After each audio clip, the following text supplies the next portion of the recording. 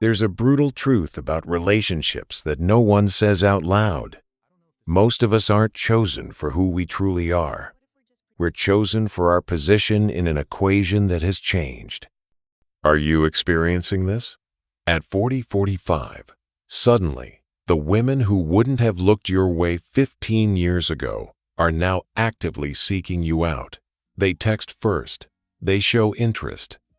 They become flexible with the strict standards they once held. And the biggest question hits your mind. Have I finally become attractive? Have I leveled up? In this video, I'll show you the truth. You haven't changed as much as you think, but the world around you has. And this truth about why you've suddenly become attractive will change how you perceive every bit of attention you receive from now on. To understand this phenomenon, we must start with the most basic illusion, what I call the self-worth illusion. We humans have a massive cognitive blind spot. We don't assess our own value based on objective reality, but on the feedback signals from the outside world. Imagine someone at 25. They receive lots of attention, many date offers. Their brain naturally concludes, so many people want me, so my value must be high. And here is the first fatal mistake. We confuse attention with long-term value. We confuse being chosen for an evening with being chosen for a lifetime. In reality, availability is not a measure of worth, and a short-term opportunity is not a promise for long-term commitment.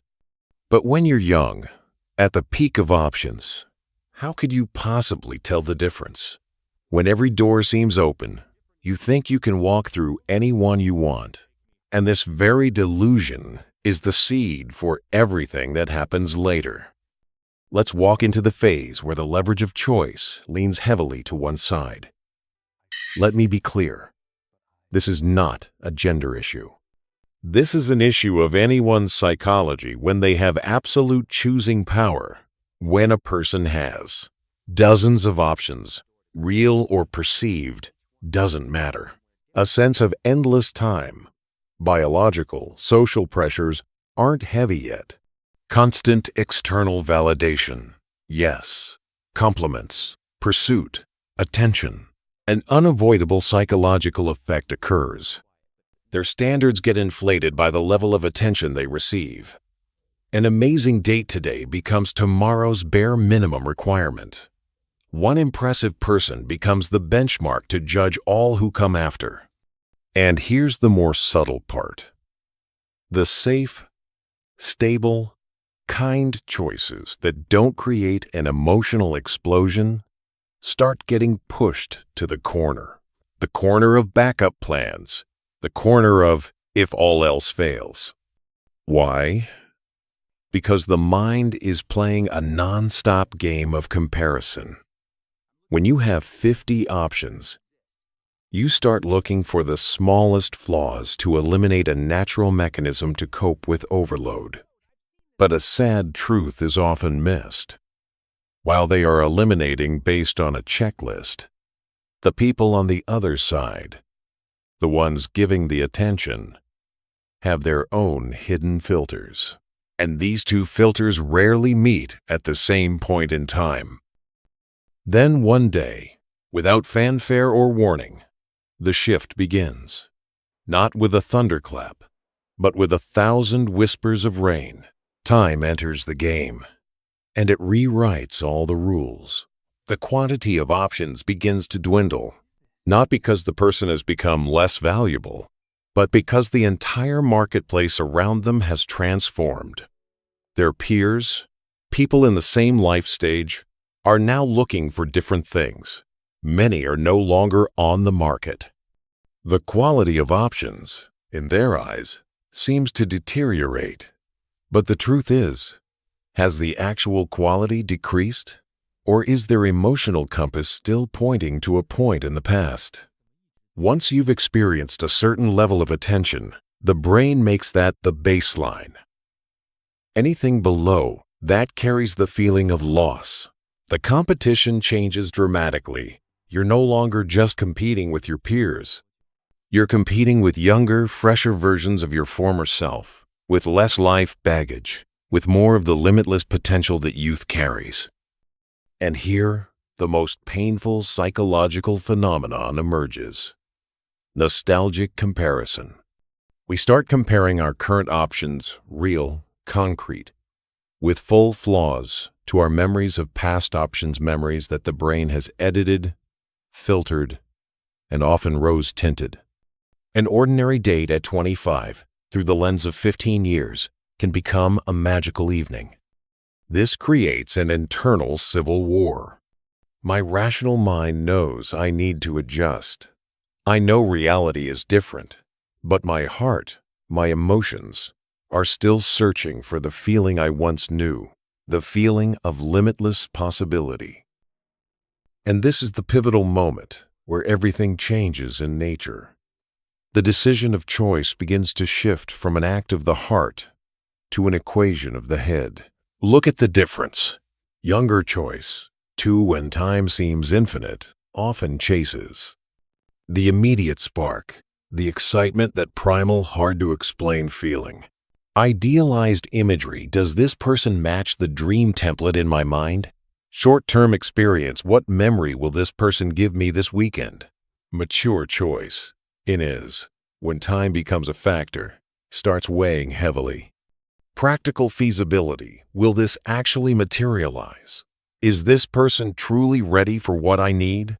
Long-term stability: does this person bring a sense of safety, peace, predictability for the next 10, 20 years? The biological clock, a harsh, non-negotiable factor if family is a goal. Baggage compatibility: can our scars, our children, our past marriages, our past pains coexist peacefully? This isn't merely lowering standards. This is a complete overhaul of the value hierarchy. And the pivotal question arises: when choice is driven by calculation more than emotion, what does love become? Can we build a deep, passionate connection from a rational choice? Or will there always be a crack between the person I choose and the person I dream of? Psychology tells us it's possible, but it demands a conscious and honest reprogramming of expectations. It requires accepting that love has a different melody in each chapter of life. Love at 20 might be a rock song. Love at 40 might be a symphony. The problem arises when we still crave the rock song melody while trying to compose a symphony. Discontent becomes inevitable. Now, let's flip the board. Let's talk about the men, those who suddenly find themselves going from invisible to the center of attention. This is an incredibly complex psychological situation because it hits the most primal needs: the need to be seen, to be validated, to be desired. And from here, a dangerous trap can spring shut. We easily equate interest with genuine desire, initiative with authentic admiration. When a man, after years of feeling like an invisible wall in the dating world, suddenly gets texted first, gets asked out, a fairy tale begins writing itself in his mind. I'm finally being seen. My true value is finally being recognized. But the question that needs to be shouted is, what is actually being seen? Is it his true self, with all the qualities that have always been there? Or is it merely his position in a new context, the context of a shrunken marketplace? I'm not saying this interest is fake, but the motivation behind it can be of a very different color than what you're perceiving. So, how to see through it? What are the signals to observe without rushing to judgment? Unnatural pace. Everything moves at race speed. Topics of the distant future, buying a house, marriage, kids, are pushed onto the table from the first few weeks, before you even know each other's full names. The lingering ghost of the past. Comparisons, however subtle. You're so different from the guys I used to date. Sounds like a compliment, but it reveals one thing. the past is still the primary measuring stick. The feeling of a mandate to fulfill. You feel you constantly have to prove something that you are a worthy choice, instead of feeling accepted naturally, unconditionally. Ambiguity about who you are. They are enamored with the idea of you, a stable, kind, available man, more than they are curious to explore the multidimensional, complex person you are, with all your unique fears, dreams, and quirks. The key message here, I must stress, not all attention is a gift. Sometimes it's just a mirror, reflecting a change in circumstances, not a change in you. And all this leads us to the central concept of every late-forming relationship, settling. In popular culture, settling is often branded as failure, as surrender. But in psychological reality, almost every major life decision is a form of settling. We choose one career path and forego others. Choose one place to live and abandon other cities. The issue isn't whether or not you settle. The issue is how you settle. There are two paths. Settling with positive, wholehearted acceptance. I look at my choice. I see its real value. I'm grateful for its presence, and I commit my full mind and heart to making it the right choice. I actively let go of comparing it to what could have been. Settling with regret and covert resentment. I accept this choice, but in the dark drawer of my mind, I still nurture regret. I see myself as a victim of circumstance, of time, and the present choice becomes a daily, painful reminder of what I should have had. The second way is a ticking bomb. The discontent will leak out through subtle cracks. Unintentional comparisons. My ex would never have. Vague, nameless dissatisfaction. Everything is okay, but never truly good. Persistent, should have feelings. My life should have been different. I deserved better than this. A 1 foot in, 1 foot out posture. Always keeping an eye on other options as insurance for the soul. And the greatest tragedy is, the person who bears the brunt of this resentment is usually not the culprit themselves, but their partner who becomes the living embodiment of that settling. They become the symbol for what I had to accept, rather than the teammate for what we are building together. This is the ultimate challenge for relationships formed from shifting contexts. How do you turn a choice that smells of Plan B into the one and only authentic Plan A in your heart?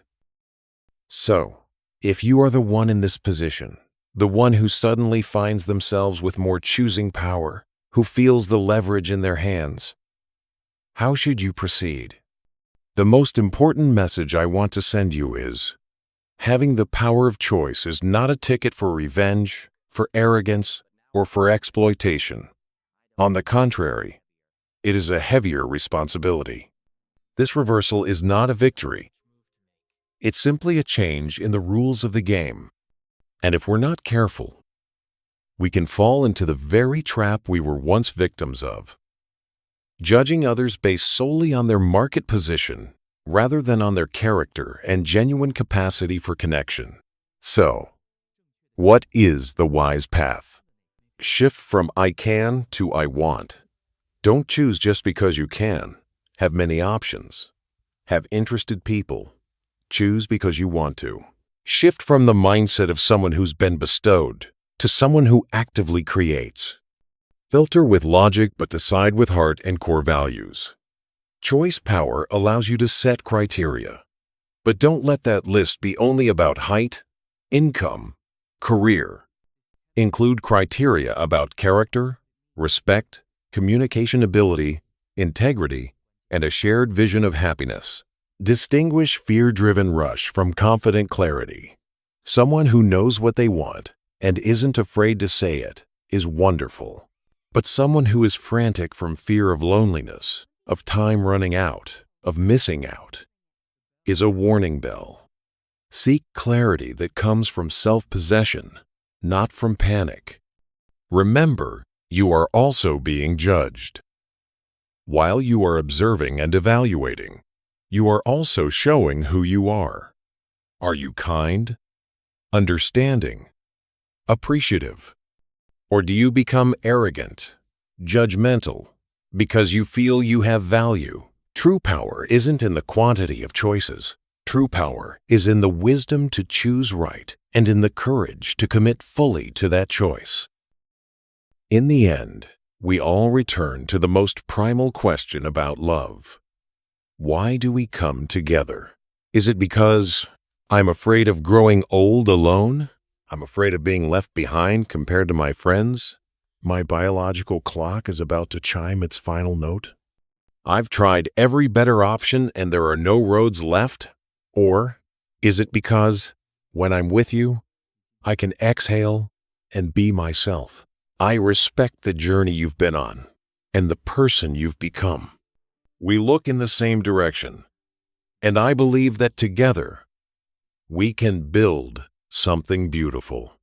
I choose you among countless possibilities, not because you're the last one left, but because you are the one I truly want to choose. The phenomenon we've discussed today, when women start choosing the men they once overlooked, is not a tragedy. It's not a revenge story. It is simply a stern, haunting reminder. In love, time is not just a fearsome enemy. It is also a harsh but wise teacher.